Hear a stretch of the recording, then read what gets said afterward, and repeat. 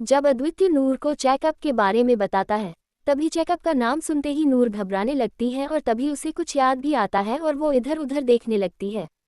इस वक्त नूर को देखकर ऐसे लग रहा था जैसे उसे अभी ये समझ में आ गया था कि वो किसी होटल में नहीं पर हॉस्पिटल में है, जो उसके लिए किसी नर्क से भी ज्यादा खतरनाक जगह थी। तभी नूर कांपते हुए अद्वितीय की तरफ देखती है और फिर रोते हुए उससे कहती है, नहीं, आप मुझे यहाँ से लेकर चलो अदू, मैं आपको परेशान नहीं करूँगी। प्लीज नूर को यहाँ नहीं रहना, आप लेकर चलो। इतना कहकर नूर बेड पर से नीचे उतरने लगती है, पर तभी अद्वितीय उसे पकड़ लेता है। अद्वितीय नूर को हक करते हुए अपनी थोड़ी नर्म आवाज में उससे कहता है, एंजल, कोई आपको कुछ नहीं करेगा और देखो मैं भी यहाँ हूँ। आप बस अपनी आंखें बंद कर लेना और फिर आपको डर नहीं लगेगा। तभी नूर अद्वितीय की बाहों में झटपटाते हुए अद्वितीय से कहती है, नो, मुझे यहाँ नहीं रहना, जाने दो। अद्वितीय नूर को समझाने की बहुत कोशिश करता है, पर नूर उसकी एक भी बात सुनने के लिए तैयार ही नहीं होती। अभी अद्वितीय को नूर पर बहुत ज्यादा गुस्सा आ रहा था और ना चाहते हुए भी उसने अपना काबू खो दिया। तभी अद्वितीय नूर के दोनों कंधों को पकड़ता है और फिर अपनी गुस्से भरी सर्द आवाज में नूर से कहता है, इनफ इज इनफ नूर, क्या लगा रखा है आपने और ऐसे बिहेव क्यों कर रहे हो आप क्या कोई छोटे बच्चे हो जो बच्चों वाली हरकतें कर रहे हो? Acted like a mature girl and stop this nonsense। अद्वितीय की बात सुनकर अर्जुन अपना फेस रब करता है, तो वही निधि भी अद्वितीय की बातें सुनकर डर जाती है। इधर नूर जब अद्वितीय की बातें सुनती है तो बेचारी को कुछ समझ ही नहीं आता कि वो क्या बोले और कैसे रिएक्ट करे। जब नूर अद्वितीय से पहली बार मिली थी तो उसे अपने दिल में कुछ अजीब पर एक बेहद ही अच्छी सी फीलिंग आई थी। भले ही उस वक्त नूर की दिमागी हालत ठीक नहीं थी, पर फिर भी उसका दिल तो परफेक्टली काम करता था ना। नूर बचपन से ही किसी अपने के प्यार के लिए तरसती आ रही थी और ऐसे में उसकी लाइफ में इतना सब कुछ हो गया जिसकी उसने कभी कल्पना भी नहीं की होगी।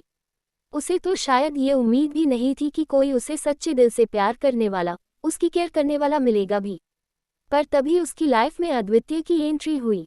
अद्वितीय ने नूर को बस कुछ ही घंटों में बहुत प्रोटेक्टेड फील कराया और शायद इसी वजह से नूर ने अपने इमोशंस को अद्वितीय के आगे कंट्रोल करना जरूरी नहीं समझा। नूर को भी बाकियों की तरह कोई ऐसा इंसान चाहिए था जो उसे हमेशा प्रोटेक्ट करे, उसे बहुत पैम्पर करे, उसकी हर एक जिद और विश पूरी करे। जिस तरह से अद्वितीय नूर का ध्यान रख रहा था, उसकी देखभाल कर रहा था, तो उसे देखकर नूर को भी ये लगा कि वो बिना डरे अद्वितीय को अपने टैंट्रम्स दिखा सकती है और अद्वितीय उसे झेलेगा। शायद इसी वजह से नूर ने अद्वितीय को डैडा भी कहा। आखिर एक बाप ही तो उसके बेटी के सारे नखरे बिना किसी शिकायत के उठाता है ना। अद्वितीय की अपने लिए केयर देखकर नूर शायद ये भूल चुकी थी कि वो मनहूस है, जैसा सब उसे कहते थे, और उसे खुश रहने का कोई हक ही नहीं है।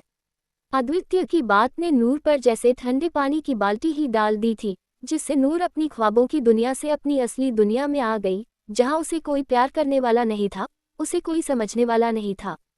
नूर को अब सब कुछ एक धोखा सा लगने लगा था और उसने अपने जितने भी इमोशंस अद्वितीय के सामने रखे थे फिर एक बार उसे अपने दिल के किसी कोने में बंद कर दिया। अब नूर को खुद भी ये बात पता नहीं थी कि वो फिर से अपने इमोशंस को किसी के आगे रख पाएगी या नहीं। नूर के दिल में अभी सिर्फ एक खालीपन बचा हुआ था और उसका चेहरा पूरा एक्सप्रेशनलेस हो चुका था। तभी नूर बिना किसी इमोशन के पूरे ब्लैंक फेस के साथ अद्वितीय से कहती है, सॉरी मैंने आपको परेशान किया, पर मैं आगे से इस बात का ध्यान रखूंगी कि नूर की वजह से आपको या फिर किसी और को कोई भी तकलीफ ना हो। नूर की ये बात सुनकर अद्वितीय के दिल में एक चुभन सी महसूस होती है, पर वो उस पर ज्यादा ध्यान नहीं देता है। वही अर्जुन बस नूर के एक्सप्रेशनलेस चेहरे को ही देख रहा था। तभी अर्जुन नूर की तरफ देखकर अपने मन में कहता है, अदू तूने सब कुछ बिगाड़ दिया यार, सब कुछ। Now I am damn sure कि इसके लिए आगे तुझे बहुत पछतावा होगा। वी लॉस्ट है यार, वी लॉस्ट नूर। तभी अद्वितीय नूर की तरफ देखते हुए उससे कहता है, now lay down on this bed silently. अद्वितीय का ऑर्डर सुनते ही नूर किसी रोबोट की तरह चुपचाप बेड पर लेट जाती है और तभी अद्वितीय निधि की तरफ आते हुए उससे कहता है, मेरे साथ आओ। निधि अद्वितीय की बात सुनते हुए एक कॉर्नर नूर से थोड़ा दूर में जाती है और वहां अद्वितीय निधि को नूर के साथ हुए हादसे के बारे में बताता है। अद्वितीय की बात सुनने के बाद निधि के पैरों तले की जमीन ही हिल जाती है और अब उसे नूर के लिए सच में बहुत ज्यादा बुरा लगता है। तभी अद्वितीय निधि से कहता है, तुम अपना काम शुरू करो, हम अद्वितीय और अर्जुन बाहर वेट करते हैं। निधि बस अपना सिर हिलाती है और तभी अद्वितीय नूर के पास आता है, जो बस उस बेड पर लेटे हुए फैन की तरफ ही देख रही थी। तभी अद्वित्य नूर के पास आते हुए उसके माथे पर किस करता है और अपनी सॉफ्ट आवाज में नूर से कहता है, मैं बस बाहर ही हूँ एंजल, आप डरना नहीं। हम नूर बिना कुछ बोले सिर्फ अपना सिर हिलाती है और फिर वो दोनों वहां से बाहर चले जाते हैं। इधर निधि कुछ नर्स के साथ मिलकर नूर को चेक करने लगती है। आधे घंटे बाद वही रूम के बाहर अद्वित्य अपने फोन में लगा हुआ था और अर्जुन बस अद्वित्य की तरफ ही देख रहा था।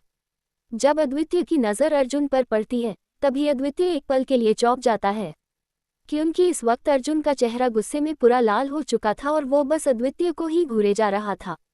अर्जुन को ऐसे देखकर अद्वित्य अर्जुन से पूछता है, अब तुझे क्या हुआ और तू मुझे ऐसे क्यों घूर रहा है, जैसे तू मुझे कच्चा ही खा जाएगा। तभी अर्जुन अपनी गुस्से भरी आवाज में अद्वित्य से कहता है, तुझे एक बात सच बताओ। अद्वित्य सिर्फ अपनी आईब्रो ऊपर उठाता है और तभी अर्जुन अपना सारा गुस्सा अद्वित्य पर निकालते हुए उससे कहता है, तू नूर को डिजर्व ही नहीं करता। अर्जुन की बात सुनकर अद्वित्य बौखला जाता है और फिर उस पर चिल्लाते हुए उससे पूछता है, ये क्या बकवास कर रहा है तू, और तुझे कुछ होश है कि तू क्या बोले जा रहा है। तभी अर्जुन अद्वित्य पर भड़कते हुए उससे कहता है, क्यों सच सुनने की हिम्मत नहीं है तुझमें? यार तुझे अभी भी कुछ समझ में नहीं आ रहा है कि तूने अंदर क्या बोला। तूने उस बच्ची को प्यार से समझाने के बदले उसे ये एहसास दिला दिया कि ये सब कुछ तेरे लिए कितना इरिटेटिंग है और तू कितना फ्रस्ट्रेटेड हो रहा है। इस वक्त उसे प्यार की सबसे ज़्यादा ज़रूरत है और वो जो अपनी बच्चों वाली हरकतें करती थी ना, उसे इमोशंस कहते हैं, जो हम उसी इंसान को दिखाते हैं जिसके साथ हम कंफर्टेबल होते हैं।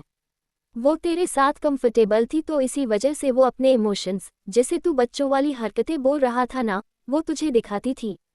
उस बच्ची को शायद बचपन से ही प्यार नहीं मिला होगा तो वो तुझसे एक्सपेक्ट कर रही थी कि तू उसे वो प्यार देगा। ... पर बदले में तूने क्या किया, उसके इमोशंस को उसका बचपना बताकर उसे किसी मैच्योर इंसान की तरह बिहेव करने के लिए कहा। चल मुझे एक बात बता कि क्या वो सच में फिजिकली, मेंटली और इमोशनली इतनी मैच्योर है जो तू उसे वैसे बिहेव करने के लिए बोल रहा था? नहीं होगा तुझसे यार, और तू भी उस बच्ची के साथ वही कर रहा है जो उस लड़के अंश ने किया। बस फर्क सिर्फ इतना ही है कि उसने नूर को फिजिकली और मेंटली टॉर्चर किया और तू उसे इमोशनली टॉर्चर कर रहा है। एक काम कर, जाने दे उसे। तभी अद्वित्य अर्जुन का कॉलर पकड़ते हुए उससे कहता है, क्या बोला तूने, मैं उसे जाने दूं? बिल्कुल भी नहीं, मेरी जान है वो। माना कि मैं सबसे बड़ा बस्टर्ड हूँ जो बिना कुछ सोचे समझे मैंने उससे वो बात बोल दी, पर इसका मतलब ये नहीं है कि मैं उससे प्यार नहीं करता और मुझे उसकी चिंता नहीं है। I will ask for sorry from her और मुझे यकीन है वो मुझे माफ़ कर देगी। हाँ, I will ask for her forgiveness. इतना कहकर अद्वित्य सीधे रूम के अंदर जाता है और देखता है कि निधि अपना काम कर चुकी थी और नूर अब तक वही बेड पर सो चुकी थी। तभी अद्वित्य नूर के पास आता है और उसे नूर के चेहरे पर आंसुओं के निशान दिखते हैं जो अब तक सूख चुके थे। तभी निधि अद्वित्य के पीछे से आते हुए उससे कहती है, सर आपका शक सही था। Her vagina is very badly damaged and it will take little more time to heal as she is still weak. Advitya बिना निधि की तरफ देखे बस एक छोटा सा ओके कहता है। तभी निधि सोती हुई नूर की तरफ देखते हुए अद्वित्य से कहती है, आई एम सॉरी सर, मुझे आपकी पर्सनल लाइफ में बोलने का कोई हक नहीं है, पर फिर भी मुझे आपसे कुछ कहना है। आपने जो कुछ भी इस बच्ची से थोड़ी देर पहले कहा था, शायद उस बात का बहुत गहरा असर हुआ है इस पर... ... तभी तो ये पहले चेक कराने के लिए भी रेडी नहीं थी, पर जब आपने उसे डांटा उसके बाद से उसने एक शब्द तक अपने मुंह से नहीं निकाला। जब मैं उसे चेक कर रही थी तभी वो बच्ची अपने आंसू कंट्रोल करने की बहुत कोशिश कर रही थी, पर उससे वो भी नहीं हो रहा था। उसी से मुझे ये पता चल रहा था कि ये बच्ची सच में बहुत ज़्यादा तकलीफ में है। इतने दर्द में होने के बावजूद भी वो चीखी चिल्लाई नहीं और उसके एक्सप्रेशंस पूरे ब्लैंक थे। निधि की बात सुनकर अद्वित्य एक बार फिर नूर की तरफ देखता है और फिर उसे पछतावा होने लगता है, अपने आप पर गुस्सा आता है और खुद से नफरत सी होती है। तभी अद्वित्य अपने आप को कंट्रोल करते हुए निधि से पूछता है, what we should do for healing her injury. तभी निधि अद्वित्य को प्रिस्क्रिप्शन देती है और उससे कहती है, मैंने इसमें कुछ मेडिसिन लिखी है, आप ये उसे खिलाइए। अद्वित्य उस प्रिस्क्रिप्शन को अपनी पैंट की जेब में रखता है और फिर नूर को धीरे से अपनी बाहों में उठाते हुए बाहर चले जाता है। इधर अर्जुन जब अद्वित्य को नूर को अपनी बाहों में पकड़े हुए देखता है तभी वो डर जाता है और अद्वित्य के पास आते हुए उससे पूछता है, अदू नूर को क्या हुआ? तभी अद्वित्य नूर की तरफ देखते हुए अर्जुन को बताता है, सो रही है वो। तभी अर्जुन नूर के माथे पर किस करता है और फिर अद्वित्य से कहता है, ठीक है, उसे घर लेकर जाओ और भगवान के लिए फिर से उसे हर्ट मत करना। पहले से ही वो अंदर से टूटी हुई है और उस पर तूने बच्ची के जख्मों पर नमक डालकर उसे फिर से फ्रेश कर दिया। At least let the small girl live her life with peace. अद्वितीय बस अपना सिर हिलाता है और फिर नूर को वहां से लेकर चला जाता है। पैराडाइज अद्वितीय के रूम में। नूर जब अपनी आंखें खोलती है तो खुद को अद्वितीय के रूम में अकेले देखती है। अद्वितीय वहां नहीं होता, पर तभी उसे वॉशरूम से कुछ पानी की आवाज आने लगती है। तब नूर झट से समझ जाती है कि अद्वितीय इस वक्त वॉशरूम में है। तभी नूर को अद्वितीय की बातें याद आती है जो उसने गुस्से में नूर से कही थी। उन बातों को याद करते ही नूर की आंखें भर आती हैं। तभी नूर हड़बड़ाते हुए खुद से ही कहती है, नहीं, मैं यहाँ नहीं रह सकती। नूर की वजह से यहाँ सबको परेशानी होगी और सबसे ज्यादा तो अदू को होगी। मैं उन पर बर्डन नहीं बन सकती और वैसे भी सब तो बोलते हैं कि नूर मनहूस है। अगर मेरी वजह से यहाँ कुछ बुरा हुआ तो नो, मुझे यहाँ से जाना होगा। मैं चली जाऊंगी, यहाँ से दूर चली जाऊंगी। इतना कहकर नूर बेड पर से उठती है और फिर वैसे ही बिना अपनी चप्पल पहने नंगे पैर ही रूम से बाहर निकल जाती है। रूम से बाहर आते ही नूर की नज़र कुछ सर्वेंट्स पर पड़ती है जो अभी नीचे हॉल में अपना अपना काम कर रहे थे। तभी उन सर्वेंट्स को देखकर नूर मन में सोचने लगती है, अगर इन लोगों ने नूर से कुछ पूछा तो हाँ, मैं बोल दूंगी कि मैं बाहर गार्डन में जा रही हूँ और मैंने अदू से पूछ लिया है। मैं कभी झूठ नहीं बोलती, पर आज फर्स्ट टाइम मुझे बोलना पड़ेगा। बाबा जी प्लीज नूर को सॉरी दे देना आप। तभी नूर दबे पैर सीढ़ियों से नीचे आती है और जब सर्वेंट्स नूर से पूछते हैं तभी नूर उन्हें गार्डन का बोलकर वहां से बाहर निकल जाती है और फिर अपना दिमाग लगाते हुए पैराडाइज से भी बाहर चली जाती है। इधर अद्वितीय के रूम में जब अद्वितीय वॉशरूम से बाहर आता है तभी उसकी नज़र सबसे पहले बेड पर पड़ती है जहां कुछ देर पहले नूर सोई हुई थी। पर इस वक्त बेड पर नूर नहीं थी।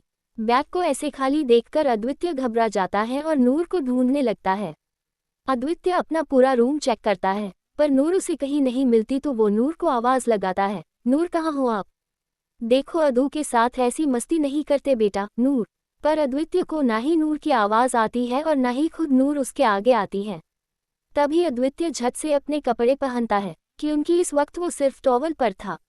अद्वितीय झट से अपने कपड़े पहनता है और फिर रूम के बाहर आता है। तभी उसे कुछ सर्वेंट्स हॉल में दिखते हैं तो अद्वितीय उनके पास आता है और फिर उनसे पूछता है, तुम लोगों ने नूर को देखा था क्या?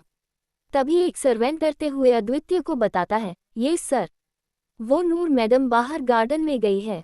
उस सर्वेंट की बात सुनकर अद्वितीय उन सब पर भड़कते हुए उनसे कहता है, तुम लोगों ने उसे रोका क्यों नहीं और कब गई वो बाहर, कितना वक्त हुआ?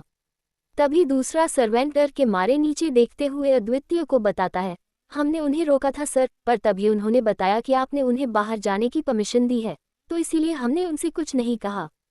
अभी मैडम को बाहर गए हुए 10 मिनट से भी ज़्यादा हो गए हैं सर। सर्वेंट की बात सुनकर अद्वितीय को बेचैनी होने लगती है और वो बिना कुछ बोले वहां से बाहर गार्डन की तरफ आता है। गार्डन में भी नूर उसे नहीं दिखती जिससे वो काफ़ी घबरा जाता है और फिर अपनी डरी सहमी सी आवाज़ में कहता है, आप कहाँ हो एंजल? कहीं मेरी वजह से तो वो बाहर नहीं गई ना? अगर ऐसा है और उसे बाहर कुछ भी हुआ तो मैं खुद को कभी माफ़ नहीं कर पाऊंगा। तभी अद्वितीय मेन गेट पर जो गार्ड्स मौजूद थे उनसे नूर के बारे में पूछता है, पर उन गार्ड्स के मुताबिक नूर पैराडाइज से बाहर गई ही नहीं थी क्योंकि नूर तो पीछे की गेट से निकल गई थी। अद्वितीय को कुछ समझ नहीं आता क्योंकि गार्ड्स ने उसे बताया था कि नूर गेट के बाहर गई ही नहीं, इधर नूर घर में कहीं नहीं थी। तो ऐसे में नूर अचानक से गायब कहाँ हो गई थी? तभी अद्वितीय के दिमाग में कुछ आता है और वो अपना फ़ोन निकालकर उसमें सीसीटीवी फुटेज चेक करता है। सीसीटीवी फुटेज देखने के बाद उसे पता चलता है कि नूर पीछे की गेट से पैराडाइज से बाहर जा चुकी थी। जब अद्वितीय नूर को देखता है तब उसकी आंखें फटी की फटी रहती है और वो शॉक्ड होते हुए खुद से कहता है, ओह माय गॉड, ये लड़की सच में पागल है और उसने पैरों में चप्पल तक नहीं पहनी। अगर उसके पैरों में चोट लग गई तो? नहीं नहीं, मुझे कुछ भी करके उसे यहाँ वापस लाना होगा। मैं मेरी एंजल के बिना नहीं रह पाऊंगा, मर जाऊंगा मैं। पर मुझे पता नहीं वो कहाँ गई है, ऐसे में मुझे उन लोगों को बताना ही होगा। अद्वितीय बिना कोई वक्त गवाए अपनी गाड़ी लेकर नूर को ढूंढने के लिए निकल जाता है और साथ में वो उन पांचों युवी, आयु, यश, नील और अर्जुन को भी इन्फॉर्म कर देता है।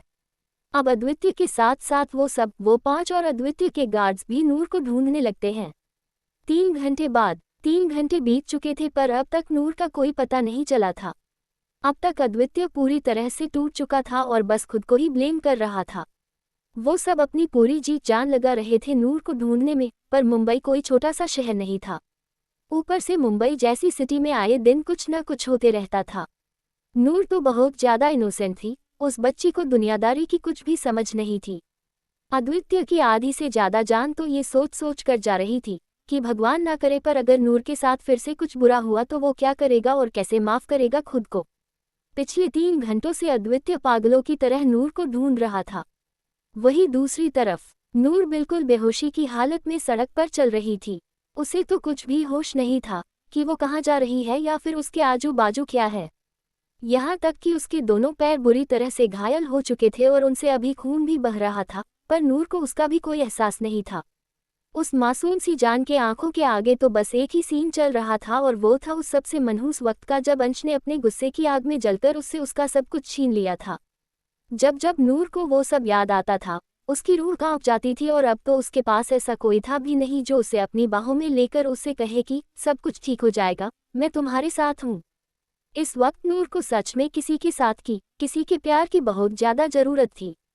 जब अद्वितीय उसके पास था, तब नूर को ऐसा लगा था कि अद्वितीय ही वो इंसान है जिसकी उसे सबसे ज्यादा जरूरत थी। पर जो कुछ भी अद्वितीय ने नूर से हॉस्पिटल में कहा, उसे सुनकर नूर की वो उम्मीद भी टूट गई थी और वो फिर से अकेली हो गई, पूरी तरह से अकेली। तभी नूर चलते हुए ब्लैंक होकर खुद से ही कहती है, अब मेरी लाइफ में कुछ भी नहीं बचा है। नूर मम्मा के सपने को पूरा करने के लिए जी रही थी, और अभी तो शायद मैं वो भी नहीं कर पाऊंगी। अंश सर ने मेरे साथ बहुत बुरा किया, जिसके लिए मैं उन्हें कभी माफ नहीं करूंगी, और अब तो मुझे उनसे कोई भी हेल्प नहीं चाहिए।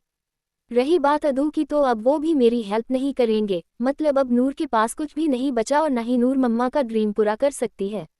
जब मेरे पास कुछ भी नहीं है तो मैं यहाँ रहकर भी क्या करूँ। मेरी बहन के लिए सब लोग हैं, उनसे सब प्यार करते हैं, पर मैं तो बिल्कुल अकेली हूँ। मुझे अकेला नहीं रहना है, बहुत तकलीफ होती है अकेले रहने से। इससे अच्छा मैं अपनी लाइफ ही खत्म कर दूँ। वैसे भी अंश सर ने मुझसे मेरा सब कुछ तो छीन ही लिया। नूर पागलों की तरह कुछ बड़बड़ाते हुए आगे बढ़ रही थी कि तभी अचानक से उसके आगे एक ब्लैक कार आकर रुकती है। उस कार के अचानक से आगे आने की वजह से नूर घबरा जाती है और 2 कदम पीछे जाती है। तभी उस कार का दरवाजा खुलता है और वहां से वो 2 शख्स निकलते हैं जो शायद नूर से बहुत ज्यादा नफरत करते थे। वो दोनों कोई और नहीं, वही कमीने बाप बेटे थे, आर्यन और ईशान। उन दोनों को वहां देखकर नूर बहुत घबरा जाती है और उसे वैसे देखकर उन दोनों के चेहरे पर एक बहुत ही गंदी सी और शैतानी स्माइल आती है। तभी ईशान अपने बाप की तरफ देखते हुए उससे कहता है, देखो डैड, हमें कौन मिला है, हमारी प्रिंसेस नूर खुराना। तभी आर्यन नूर की तरफ बढ़ते हुए ईशान से कहता है, हाँ देख तो इशू। तभी आर्यन नूर से पूछता है, क्यों तुम्हारे उस आशिक, मेरा मतलब उस अद्वितीय ने तुमको जाने दिया या फिर उसने तुमको घर से बाहर फेंक दिया जो ऐसे सड़कों पर भटक रही हो। इतना कहकर वो दोनों बाप बेटे हंसने लगते हैं। तभी नूर अपनी नफरत भरी नजरों से उनकी तरफ देखती है और फिर उनसे कहती है, आप लोग बहुत गंदे हो, बहुत बहुत बहुत गंद। इससे पहले कि नूर अपनी बात पूरी करती, आर्यन नूर के गाल पर एक जोरदार थप्पड़ मारता है और उस थप्पड़ की वजह से नूर के होंठों के किनारे से खून निकलने लगता है। तभी आर्यन नूर के बालों को पकड़ते हुए उससे कहता है, तुम्हें अभी पता चला कि हम कितने बुरे हैं। तुम्हारी वजह से मेरा बेटा सलाखों के पीछे है और उसे बेल भी नहीं मिल रही है। आर्यन की बात सुनकर नूर के चेहरे पर एक सुकून भरी मुस्कान आती है और वो आर्यन से कहती है, ये तो बहुत अच्छी बात है। जब उन्होंने मेरे साथ बुरा किया तो आपको उसका बुरा नहीं लगा, पछतावा नहीं हुआ, और जब आपके बेटे पर मुसीबत आई तभी आपको तकलीफ हो रही है। नूर की बात सुनकर एक पल के लिए वो दोनों शॉक हो जाते हैं। तभी ईशान अपनी बड़ी बड़ी आंखों से नूर की तरफ देखते हुए आर्यन से कहता है, डैड, एक दिन भी नहीं हुआ इस लड़की को उस अद्वितीय के पास रहते हुए, और देखो कैसे कैची की तरह इसकी जुबान चलने लगी है। इससे पहले कि आर्यन कुछ बोलता, नूर उनसे कहती है कि उनकी इतने सालों से नूर की आंखों पर पट्टी बंधी हुई थी और मुझे लगता था कि आप लोग कभी तो मुझे समझोगे, पर नहीं। आप लोगों ने कभी आपके बेटे को नहीं रोका। उसने नूर के साथ जानवरों जैसा बिहेव किया, पर आपको मेरे ऊपर थोड़ी सी भी दया नहीं आई कि उनकी आप खुद वो सब चाहते थे, है ना। तभी आर्यन नूर के बालों को पीछे से खींचता है और फिर अपनी नफरत भरी आवाज में नूर से कहता है, हाँ हम सब वही चाहते थे। हमें बहुत मजा आता था तुम्हें तड़पते हुए देखने में। हमें पता था कि तुम सबसे ज्यादा प्यार तुम्हारी दिदू और रेयू से करती हो, तो हमने उनके हाथों से ही तुम्हारे साथ इतना बुरा करवाया जिसकी कोई हद नहीं थी। उस पर मेरे बेटे ने अपने गुस्से में अंधा होकर वो काम भी कर दिया जिसके बारे में हमने कभी सोचा भी नहीं था। तुम्हारे साथ जो कुछ भी हुआ उसके लिए हमें कोई अफसोस नहीं है, पर तुम्हारी वजह से आज मेरा बेटा सज़ा भुगत रहा है। अगर उस दिन तुम्हारे बाप के साथ हम तुम्हें भी मार देते तो आज मेरा बेटा मेरे पास होता।